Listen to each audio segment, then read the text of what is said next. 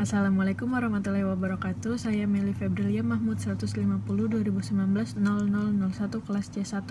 Di sini saya akan menjelaskan peran glukosa dalam kehidupan sehari-hari. Tapi sebelumnya kita harus tahu dulu apa itu glukosa. Glukosa merupakan karbohidrat terpenting. Dalam bentuk glukosa lah, masa karbohidrat makanan diserap ke dalam aliran darah atau ke dalam bentuk glukosa, karbohidrat dikonversi di dalam hati. Serta dari glukosa lah semua bentuk karbohidrat lain dalam tubuh dapat dibentuk. Glukosa merupakan bahan bakar metabolik utama bagi manusia dan bahan bakar universal bagi janin. Glukosa diubah menjadi karbohidrat lain, misalnya glikogen untuk simpanan energi, ribose untuk membentuk asam nukleat, galaktosa dalam laktosa susu, bergabung dengan lipid atau dengan protein, contohnya menjadi glikoprotein dan proteoglikan. Adapun peran glukosa bagi manusia sendiri sama seperti tumbuhan. Manusia juga membutuhkan glukosa setiap harinya. Ini kita dapatkan dari makanan dan minuman yang kita konsumsi sehari-hari seperti nasi, roti, pisang, atau jus mangga, dan lainnya. Peran utama dari glukosa bagi manusia adalah sebagai sumber energi. Setelah makan, tubuh akan memecah gula sederhana tersebut untuk menghasilkan molekul berenergi tinggi yang disebut dengan ATP atau adenosin trifosfat. Hampir semua sel di dalam tubuh mengandalkan glukosa sebagai bahan bakarnya, mulai dari sel otak dan saraf, sel darah merah, sel dalam ginjal, otot, dan beberapa sel retina dan lensa mata. Selain sebagai sumber energi, glukosa juga diperlukan bagi sel-sel tubuh untuk dapat bekerja secara normal. Jadi, glukosa sangat berperan penting dalam kehidupan sehari-hari kita. Poin selanjutnya yang harus kita ketahui yaitu kadar glukosa dalam darah. Kadar glukosa dalam darah merupakan faktor yang sangat penting untuk kelancaran kerja tubuh. Kadar normal glukosa dalam darah adalah 70-90 mg per 100 ml.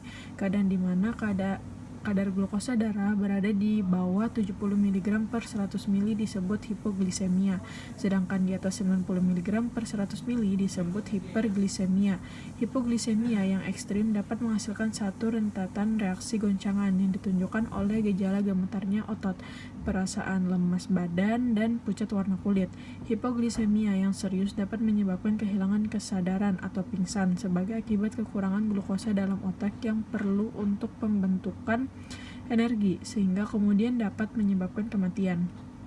Sedangkan kadar glukosa yang tinggi merangsang pembentukan glikogen dari glukosa, sintesis asam lemak dan kolesterol dari glukosa. Kadar glukosa antara 140 dan 170 mg per 100 ml disebut kadar ambang ginjal karena pada kadar ini glukosa diekskresi dalam kemih melalui ginjal. Gejala ini disebut glukosuria, yaitu keadaan ketidakmampuan untuk menyerap kembali glukosa yang telah mengalami filtrasi dari sel tubula. Walaupun karbohidrat dibutuhkan oleh tubuh dalam jumlah besar, bukan berarti kita bisa mengkonsumsi makanan yang mengandung gula sesuka hati kita. Sekalipun itu buah atau sayur yang mengandung gula alami, bukan pemanis buatan. Jadi kita juga harus mengkontrol semua makanan dan minuman yang mengandung gula yang masuk di tubuh kita.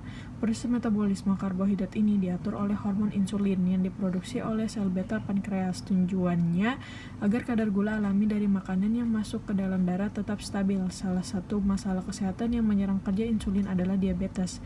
Penyakit ini bisa menyebabkan proses metabolisme makanan bergula jadi terganggu, sehingga akan menimbulkan berbagai gejala seperti tubuh kelelahan, mudah lapar, sering buang air kecil, tubuh mudah terluka dan sulit sembuh, kulit gatal, serta gejala tidak menyenangkan lainnya.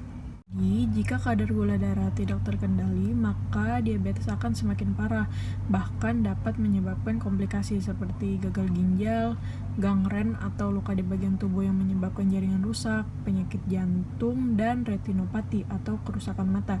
Jadi kesimpulannya, kita sebagai manusia, kita harus tetap mengkontrol semua glukosa yang masuk ke dalam tubuh kita melalui makanan dan minuman yang kita konsumsi.